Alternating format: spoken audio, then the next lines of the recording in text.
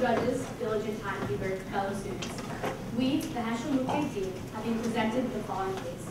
Tragically, Leib, a 65-year-old, diagnosed with a serious case of dementia, has recently suffered a heart attack, and thus can only breathe with the help of a respirator.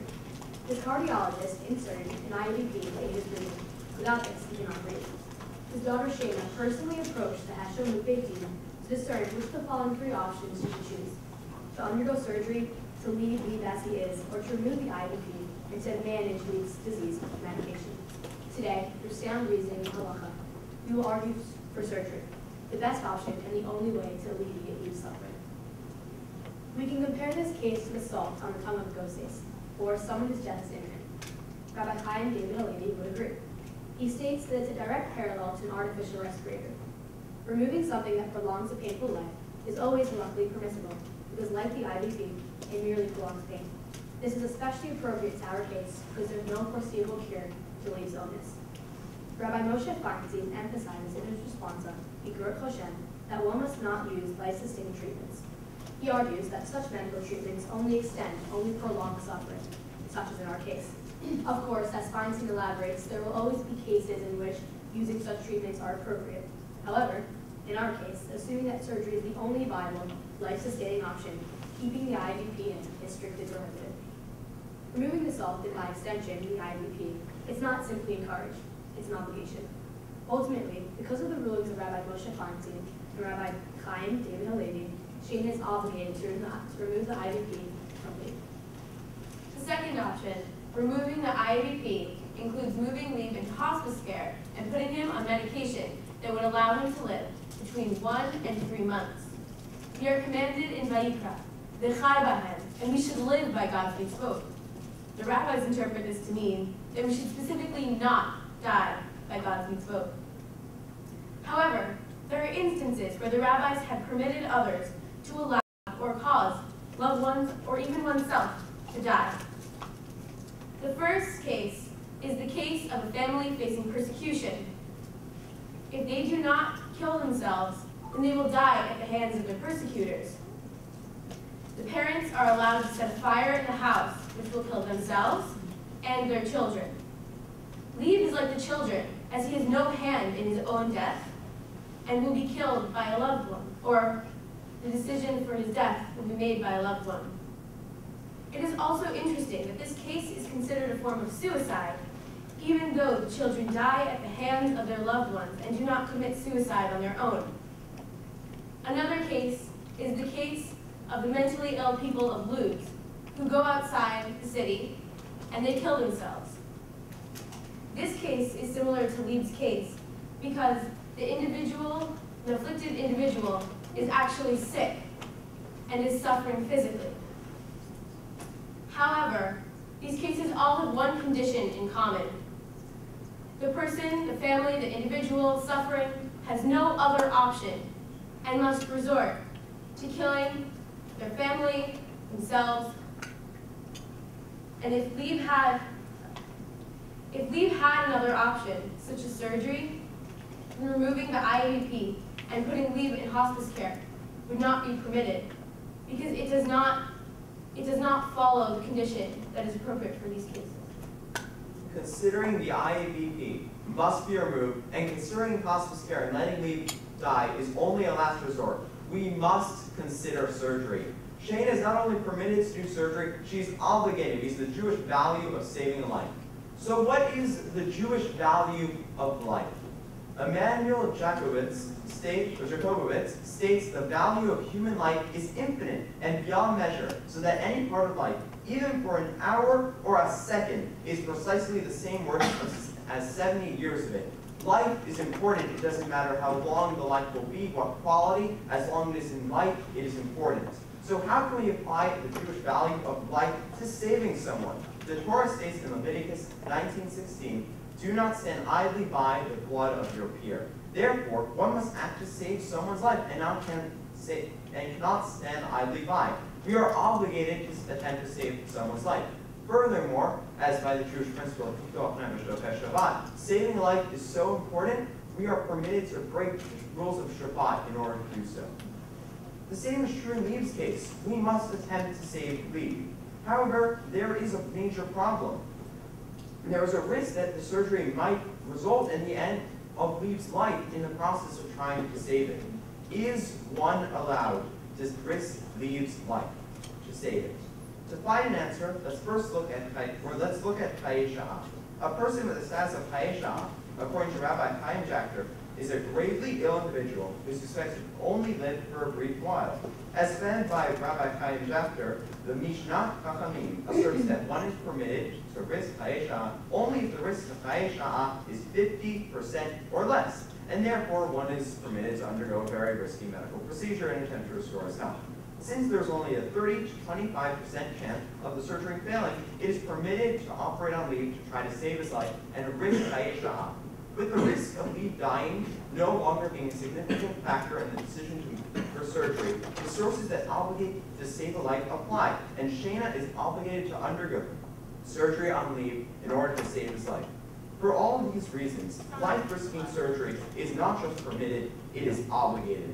We think Shayna is obligated to undergo surgery on Leib. However, we can only recommend and not dictate. It is Shayna's choice to do as she chooses. Therefore, if she does not want to choose surgery, we recommend hospice care, as it involves the least amount of pain towards Leib. And it may even be permitted in some cases, unlike removing the IABP, which is never permitted when it's merely prolonging a life, or painful life. Thank you. Any questions?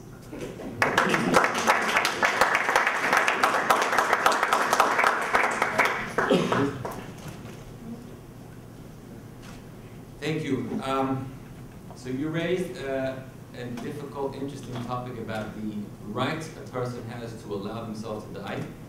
And you quoted some sources where a person faced persecution and allowing themselves or causing themselves or their family to die, etc. You said, well, there's no other option that is allowed, and here you argue there is another option, although it's obviously a risky option, so I'm wondering if the surgery is certainly considered another option.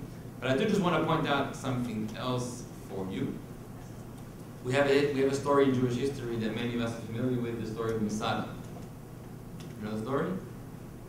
Right? In Israel, we had a few hundred Jews that escaped to Masada, and facing the threat of the Romans, they all killed themselves.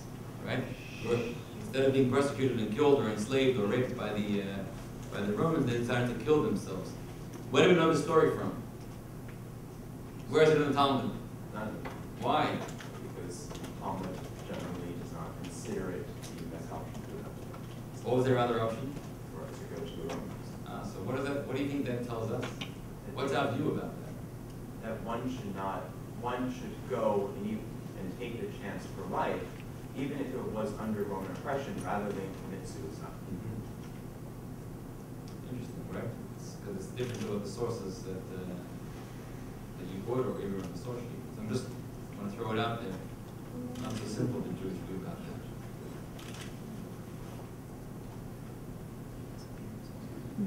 Can you provide us with the specific sources that you're... What did you say about the case of lighting fire? You quoted that source? The Marshal? Yes. Lighting setting the house on fire to kill the family? Yes, in case where a family is facing persecution. Facing persecution. And the parents can light a fire in the house so they can be passively consumed by the fire and they do not actively kill themselves, but they die in that way so that they do not die at the hands of the persecutors. But here you said that you seem to tell us there's a better option, which is the surgery, and therefore you shouldn't be able to allow themselves to die. Well, the same thing is true in the Masada case. There was a better option, which was going to the Romans, and even though there was substantial risk for their life, the Talmud views them as having to take it. And the same is true with Leib. Shayna is obligated, though she can choose it, what she ultimately thinks is best, to commit to have the surgery on Leib, even though it's a risky life. To go back to one of the earlier points you made, you're talking about prolonging suffering, and that you're not allowed to prolong suffering, and nobody would want to ever intentionally prolong someone's suffering for no good reason. And you quoted Moshe Feinstein, who among others writes that you're not supposed to prolong someone's suffering, and you use that as a support to say that, well, you would have to remove the IABP because it's prolonging his suffering, and therefore to be removed. What if I would tell you that Moshe Feinstein elsewhere writes that it's prohibited to remove a ventilator? Anybody who's on the ventilator and the person needs a ventilator and supporting their breathing is prohibited to remove a ventilator because he assumes that there's a difference between different types of treatment. So, and he does say that. So how would you, what would you think if you were faced with that source as well? Well, of course, we'd have to polish our source and not. Well, I'm not trying to contradict it, but how would you, Right. I want to know how you think about it. Well, like we said, we did say that, of course, there are always instances, and we said that Feinstein elaborates upon that, that there are always instances in which that's appropriate, but that doesn't matter in this context, because in this specific context, it's not operating in the sense that it's life-sustaining, and it's merely prolonging the pain. Of course, there are instances in which that's like the only viable option, but in this context, it's not serving as a life-sustaining option, but How is it not serving as a life-sustaining option? or at least in the long term. Really, our main focus is that surgery is the better option because that, with that, we can somewhat foresee that there is a long-term life-sustaining option, whereas the IABP is sustaining leave, of course, by if you're taking leave of breathe, that's in a very, very short term. So the only thing in a different way. So if it's sustaining his life, why is removing it permissible? If I remove it, will he die? Well, it's only permissible because we're saying remove it and then go through surgery, which is a much more aggressive, active attack to save his life. So perhaps I misunderstood. It's life-sustaining versus life-saving. No, so perhaps I misunderstood your conclusion. Your conclusion is you may not remove the IABP. That option is not Yeah, viable. because we should do Because surgery you should do instead. surgery. Yeah, we're not saying remove it and then, not give him any other option. We're saying remove it because we want to take a much more aggressive, active. Right. If I may, at the end you recommended surgery, and if Shayna didn't want that, you recommend removing it and doing hospice care or not removing it? We recommended that, well, we noticed that there is no explicit commandment or anything that explicitly states that you cannot put leave into hospice care. Okay. We have a law about suicide, and we have exceptions to that rule. We didn't feel like those exceptions really were in line with Leib's case, but we still don't have any evidence that specifically states that it's prohibited. So you're with leave it in hospice care, So we suggest the surgery. surgery. If not, leave it in hospice care. We suggest the surgery, but if Shayna does not feel that that's an option that she would like to proceed with, then we believe that hospice care is a better option than leaving in the IABP. Why don't you say Not to leave to take the pump out? Yeah. I'm confused. You want to take, if she doesn't want surgery, leave the pump in and take the pump out. Take the pump out. and Take the pump out. Do the If medication. it's life-sustaining, that was my question. If the pump is life-sustaining and I remove something that's life-sustaining from somebody, have I not killed them? Well, no, because if you look at the actual timings for hospice care, it does give them a longer chance at life than if leaving it in. So ultimately, you could argue that the hospice care itself is sort of life-sustaining. And ultimately, like, we do promote surgery as an option, and that's what we were suggesting, but we know that it's a very complex and very, like, multi-layered, conflicting decision that Shayna must face, so we also wanted to lay out different options because there are many options and routes that you can take for it, and we wanted to lay out as many as we could for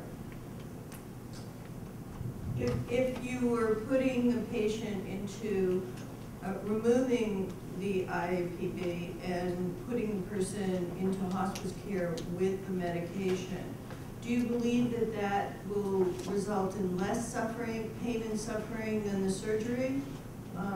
And did you provide any sources for that conclusion or lack of conclusion?